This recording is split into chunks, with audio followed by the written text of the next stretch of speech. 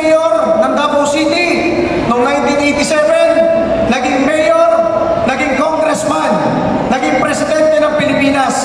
Kaya lang wala si Rodrigo Duterte ngayon, dahil nagpresidente na siya at hindi siya tumakbong senador. Pero kung akala nila mahina na ang pamilya Duterte, nagkakamali sila, dahil ang taong bayan ay puro Duterte supporters.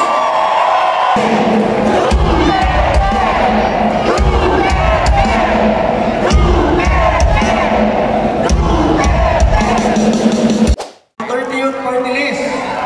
Ang kaisa-isang party list sa Kongreso na lumalaban sa mga makakaliwang grupo. Ang kaisa-isang party list sa Kongreso na nagbabalik ng death penalty para sa mga kriminal, terorista, terorista.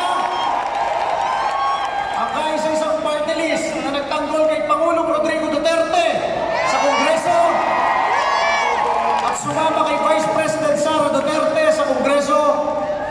At kung maalala ninyo, sa 300 na kongresista ng bansa, isang Duterte Youth Party List, aapat lamang na bumoto na ma-retain ang SMNI channel sa ating bansa. Ganun po ang aming paninindigan sa Duterte Youth Party List, na kahit nag-aalisan na lahat ng kongresista, kami ay naninindigan para sa aming kaibigan, ang susunod na senador, number 53, Pastor Apollo Kibuloy. Alam niyo, nung tinanggal ako ng Pangulong Bongbong Marcos, kahit fixed term ako sa NYC, as NYC chairman, yun rin ang linggo kung kailan inatake ang KOJC. At sa tingin ko, kami ni Pastor Apollo Kibuloy, baka makuha pa namin sa aming puso, mapatawad kahit konti, dahil mapagpatawad si Pastor. Pero ang hindi namin mapapatawad ay yung ginawa ng mga kongresista kay Vice President Sara Duterte noong huling linggo. Kaya ang aming panawagan mula sa Duterte Youth Party List, tandaan ninyo yung pagpumuka ng 240 na kongresista na nag-impeach kay Vice President Sara Duterte.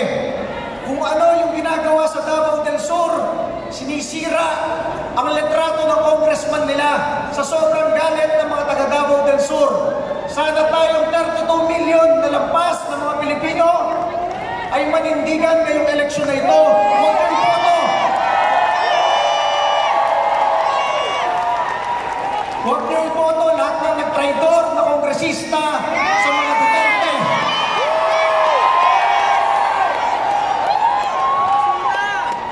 Ang Pangulong Duterte lamang at ang Vice President Sara Duterte ang nagpoprotekta sa ating lahat mula sa mga kriminal, drogista at terorista.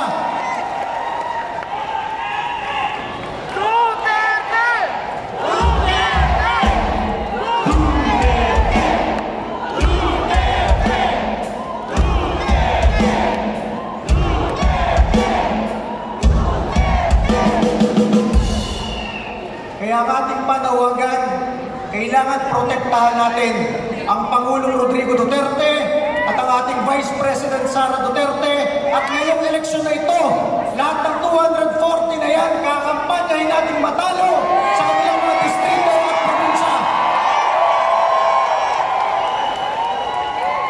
Tayong 32 million na Duterte supporters, unang-una, hindi na natin iboboto yung mga kinatawan na yan.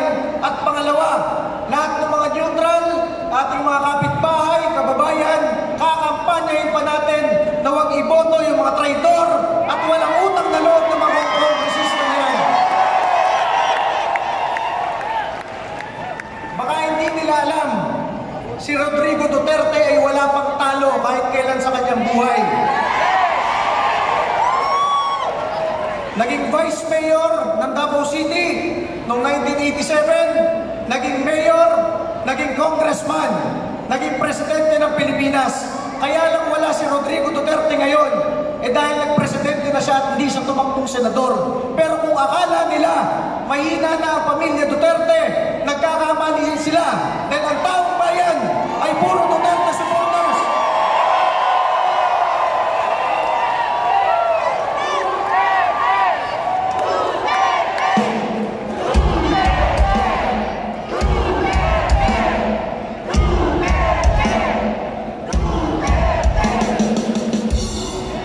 Kaya ang aming panawagan ngayong eleksyon na ito, iboto ninyo ang mga kaalyado ng Pangulong Duterte na narito sa harap at iboto ninyo ang mga senador ni Pangulong Duterte para mapagtibay ang pagbabalik sa Malacanang ni Sara Duterte. Dahil ang tagumpay ni Pastor Kibuloy, ang tagumpay ni Sara Duterte ay tagumpay ng mamamayang Pilipino.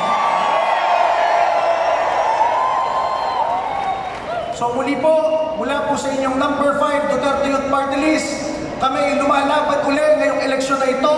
Kami ay naninindigan kasama ninyo at tayo ang magdadala ng liwanag dito sa bayang Talugbong na ito. Muli po, maraming salamat at masabi natin, tatag lang.